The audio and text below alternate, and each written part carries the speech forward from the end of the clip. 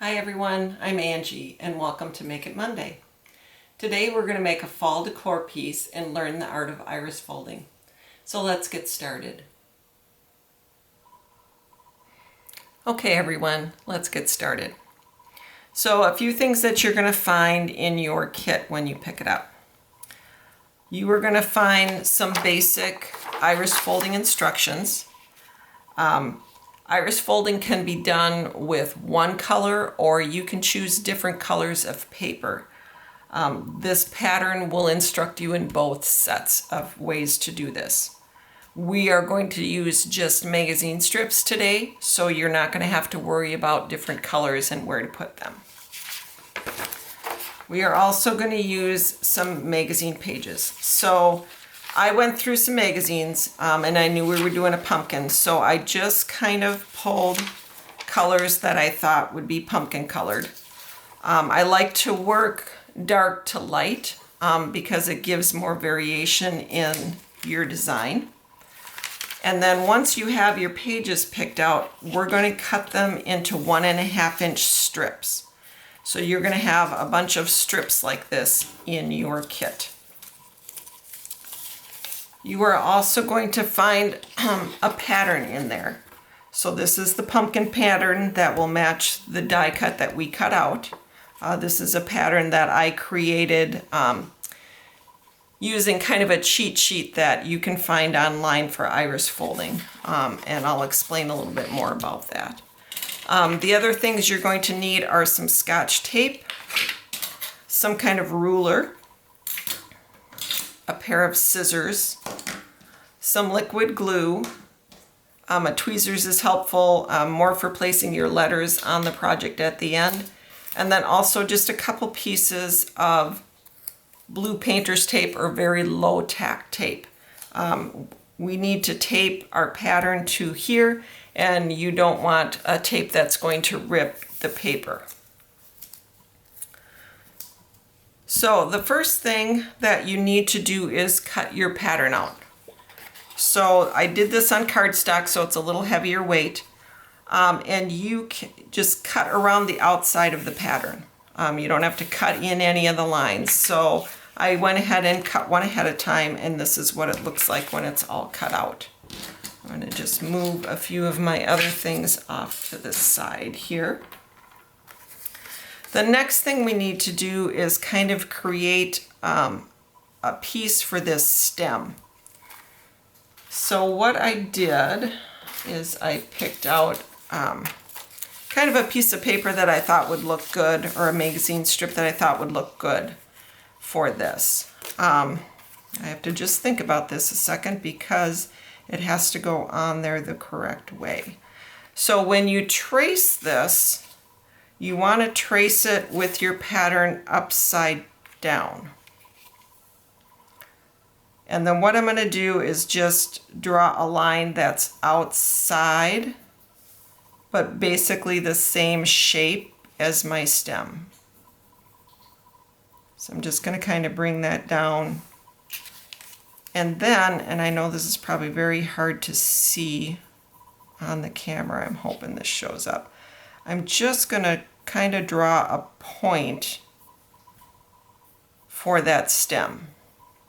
And it needs to be bigger than this because we have to tape it behind it. So now I'm going to take and I'm just going to cut that out with my scissors. I'm just going to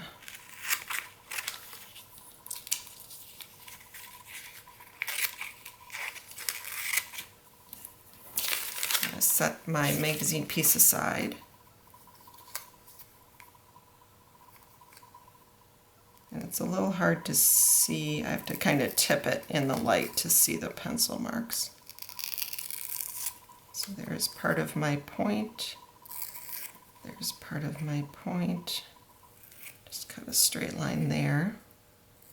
And cut a straight line there. And this will all make sense in just a few minutes. So when you're working with an iris folding pattern, you actually do everything from the back side, so that when you peel it off, your front side is all that nice folded iris swirl. So we're going to tape our pattern basically upside down. So this is the front of your project.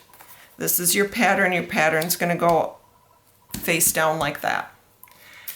Then for the painter's tape, we need to hold this in place while we're working from the back side.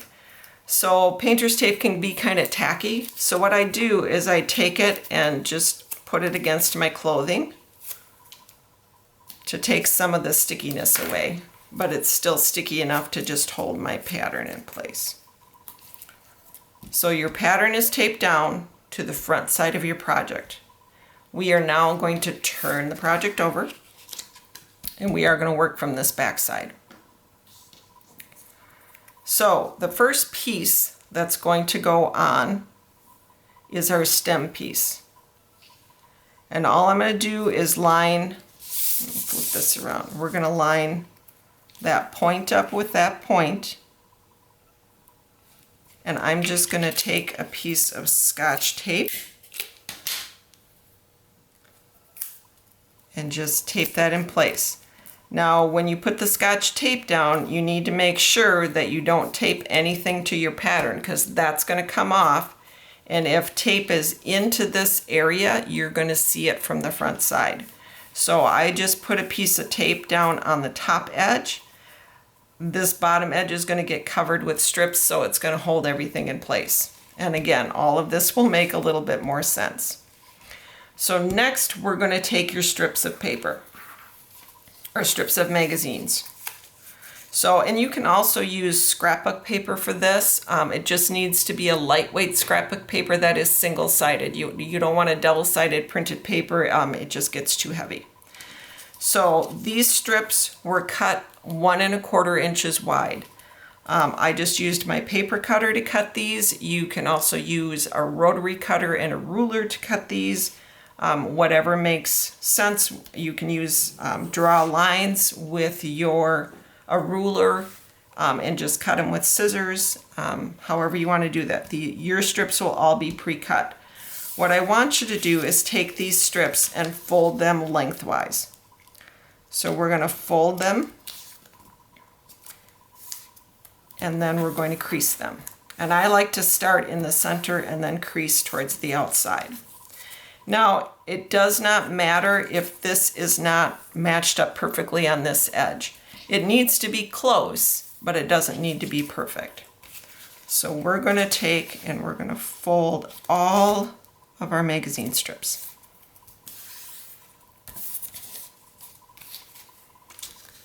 And we got one more here.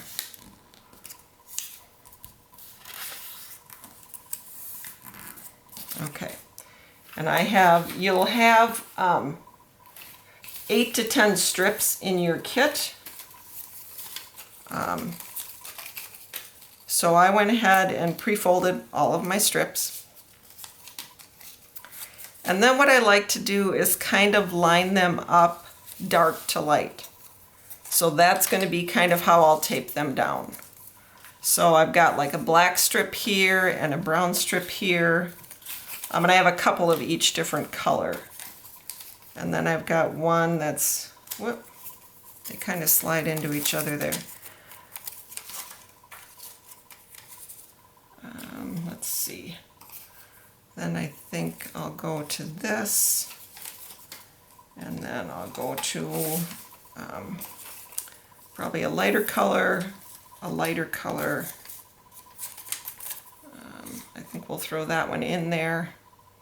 And I think this would be my last color. So if you can kind of see, these are going to kind of go in color order. So how an iris folding pattern works is it's all numbered. So number 1 means this line here. Number 2 means this line here. Number 3 means this line here. And number 4 means this line here. And we're going to take our papers, and I like to start with our darkest paper. And the other thing I want you to watch out for is if you've got white spots like this, you don't really want those. So cut those off. So you're always going to work with the folded edge. You don't want the open edge, you want the folded edge. So the folded edge is going to go against that line. And then you want the ends to come out past your opening, especially for these first ones. So you're going to go in number order. So if you can count, you can do this. So I'm going to take my folded edge and put it up against the line right next to number 1. And I need approximately this much of my strip. So then I'm going to cut it. I am going to take a couple pieces of Scotch tape. I'm going to line my fold up with that line, and I'm going to tape it on either side. So strip 1 is in place. Now I'm going to look for strip 2. So I'm going to go over here. Here is number 2. And I'm going to kind of stay with that same black color because I want my outer edges to be darker and I want it to get lighter as I go towards the center. So here is strip number 2. I need a little bit beyond that and a little bit beyond this side. I'm going to take a couple pieces of tape again.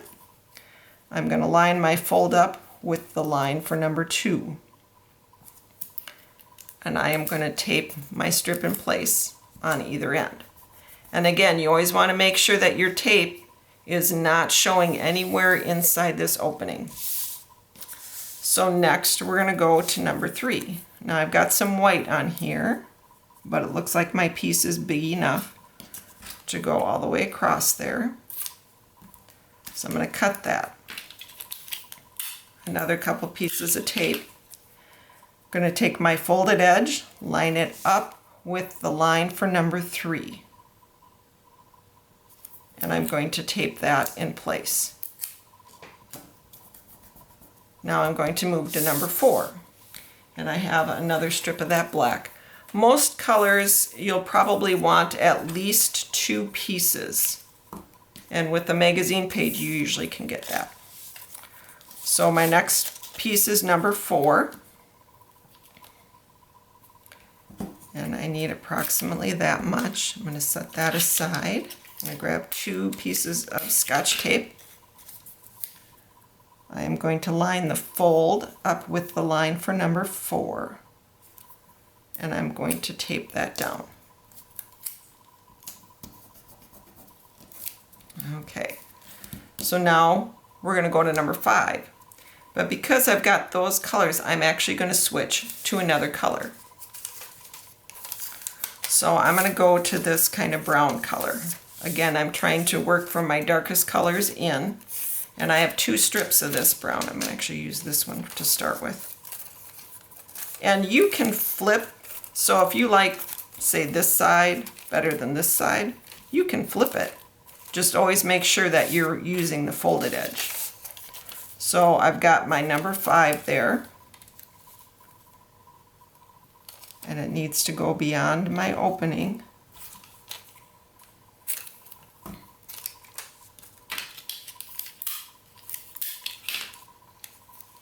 And next I'm going to lay my folded edge along the line for number 5 and again tape it in place.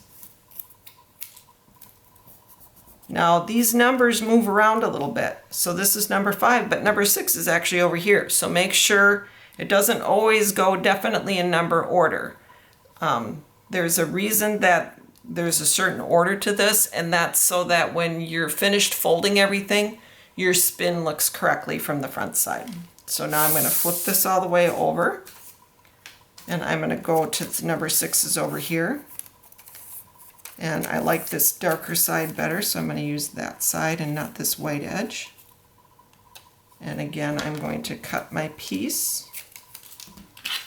A couple pieces of tape, and I'm going to line my fold with the line for number 6 and tape that in place. So number 7 is down here. Let's see if I've got enough of this strip to make that work.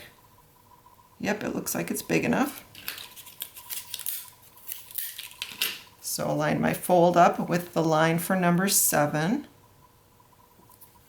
And tape that in place. You're going to use some tape for this, so don't be alarmed about that. Hopefully nobody's too worried about that.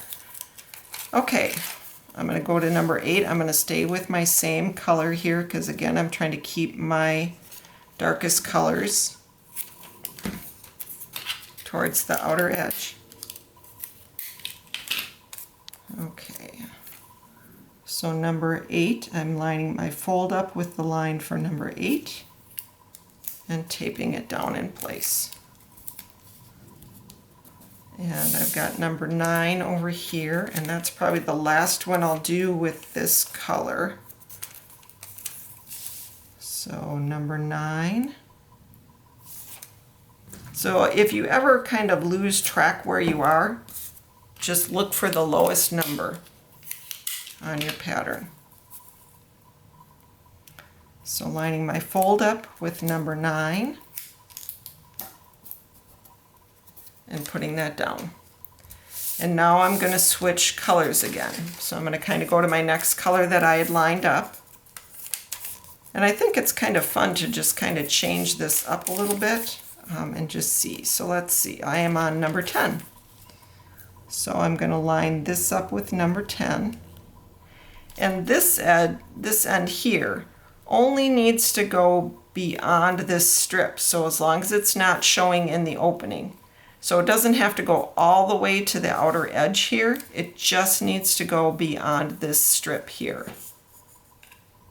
So again, I need a little bit beyond there and a little bit beyond this edge. I'm going to trim that. A couple pieces of tape and tape that in place.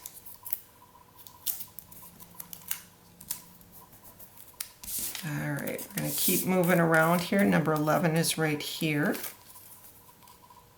Again, cut.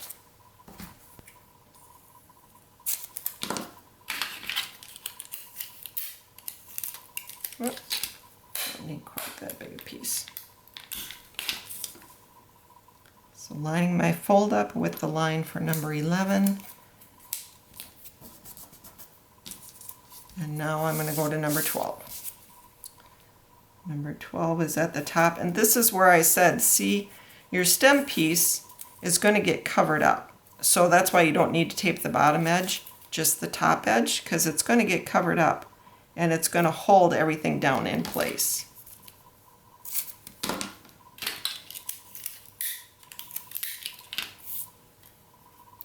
So my fold with the line for number 12 and tape in place. And I've got one more with that color scheme, so 13.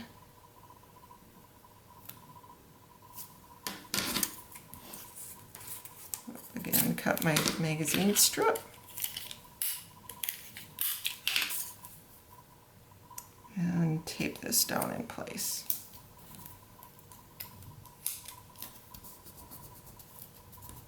And you'll kind of see this come together as you get down towards the end. It'll get a little bit smaller. So let's see, do I want to change colors? I think I'm going to change colors again. And I'm going to go with this. Now, if you have writing, the writing can go in there if you don't care about it. I usually prefer to keep it out of there. So I'm going to flip this to the back side. And I'm going to go to number 14.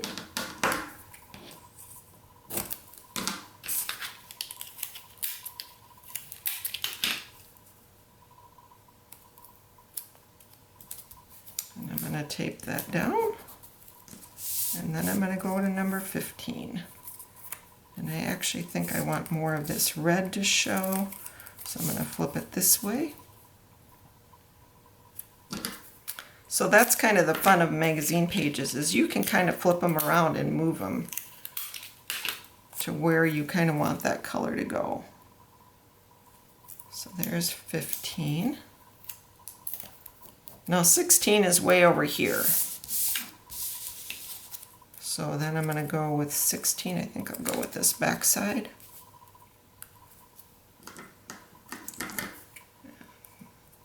Cut that.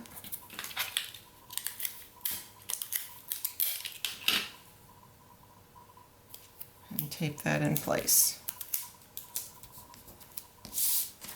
And I've got another strip that's kind of like that. So when you're looking for your magazine pages, kind of look for pages that you can actually get a couple multiple strips out of.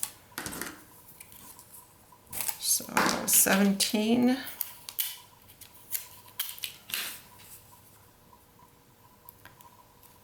And you could do, I mean, you don't have to pay as close attention to where your colors. You could just randomly put anything anywhere and just see what it comes out like.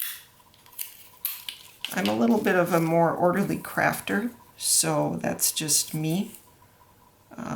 But certainly don't be afraid to try that. Okay, so that's number 18. And then I'm going to use this once more on 19. Let's see, I think I'll switch this around and use this side. Cut that off.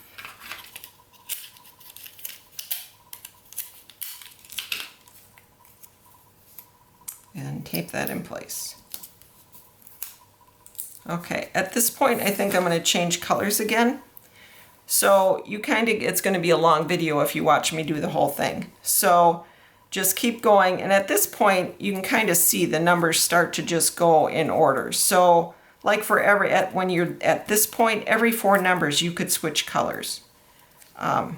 So I'm going to finish up this till we get to the center, and I'll be back with you. Okay, welcome back. So I have all of my strips put down. So the back of your project is going to look like this, but we have this hole in the center. You can leave that open depending on what you put behind it, but because this can go into a frame, we're going to cover that up. So what I did is I found a piece of magazine that kind of went with the same colors that I left off with in the center. So this just needs to be big enough to cover this with some room around it.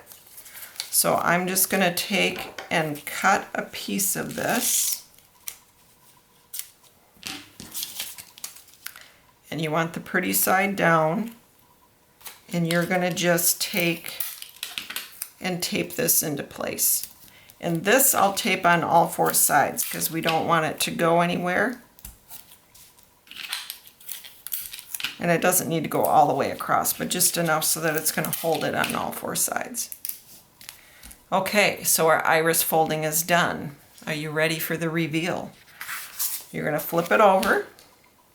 You're going to very carefully peel back your tape. And what I do is peel it back on itself so that it doesn't, it's okay that it ripped the pattern a little bit, I just don't want it to rip this paper here. And very carefully on this edge, I'm also going to, here, we'll try this one. I'm going to peel this back on itself. And there is the reveal. There is our iris folded pattern, all done. And it's funny because it looks terrible from the back side, but from the front side, it looks really cool. So the iris folding part is done.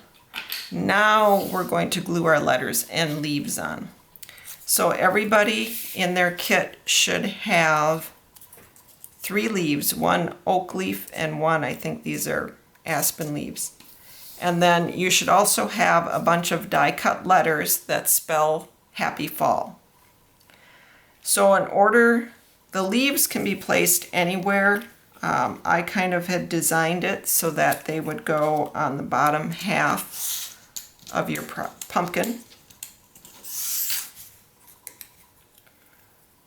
So you can kind of just lay them anywhere you want. To get the letters on, you can either wing it and freehand it, and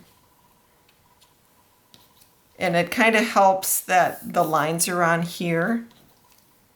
So I'm just going to kind of somewhat space them out. And then the F I actually lined up with this line here and went down the side. They're sticking to the mat here. Having a hard time picking them up. Okay. So the other thing you can do is draw a pencil line just so that it kind of gives you a line. So kind of just, like I said, figure out, mine are going to kind of line up with that top line, but I'm still going to put my pencil line in place. So this is what they call a T ruler. You can use just a regular ruler. It will line up with the edge of my paper and just makes it a little bit easier. So I'm just, and it helps with this gray paper. I am going to just lightly draw a pencil line, just kind of in this vicinity. I'm not seeing that very well. Let's try that again. I don't want it too dark, but I need it dark enough that I can see it. And it doesn't need to be across the whole thing. You guys probably can't see that, but okay. So then to put my letters on, all you need is, let me move this to the side, hopefully you can see this, is just little dots of glue on the backs of your letters. And this is where the tweezers kind of comes in handy. It just allows you to pick up the letters a little bit easier to place them down. At least that's what I find. And then I'm just going to kind of line them up on that pencil line and place them down. And you might have to hold your finger on top of them for just a little bit until that glue sets up. I like to use like a craft tacky glue. A lot of times you can find that in your craft store. And so again, you're going to just line all your letters up. You don't want to watch me do all of that. That just gets to be long. So line your letters up and glue them all in place. And these can be lined up just going down the side. Arrange your leaves how you would like them. And again, just a little bit of liquid glue to glue those in place. And they can stick off into your black area here. I kind of like that because it makes it look a little bit more organic.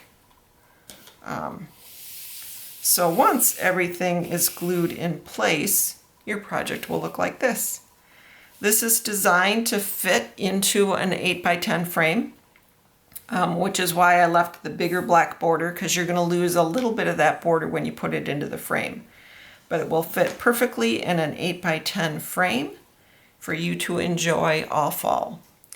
I also wanted to mention that iris folding can also be used with different colors of paper. Now, I've been a card maker for many years, so I just wanted to share a couple of my cards with you. So this is an iris folding pattern that used a star, and you can see that I used 4 different colors of paper, and it just kind of accentuates that spin. This is one that I did that was just a square pattern, but I used kind of blues, and then I just put a plain piece of cardstock behind it and just glued something in the center. So there is a lot of different things that you can find online for iris folding. If you Google iris folding, you will find a load of information. There is not a lot of books available in the library system. There are a couple available in Minlink that we can order for you if you are interested. But that is iris folding. So I hope you enjoyed this. It's a lot of fun to do, especially with magazine pages. I really enjoyed working with the magazine pages. So thanks for joining me. Have a great rest of your day, and we'll see you at the next Make It Monday. Thanks, everyone. Bye-bye.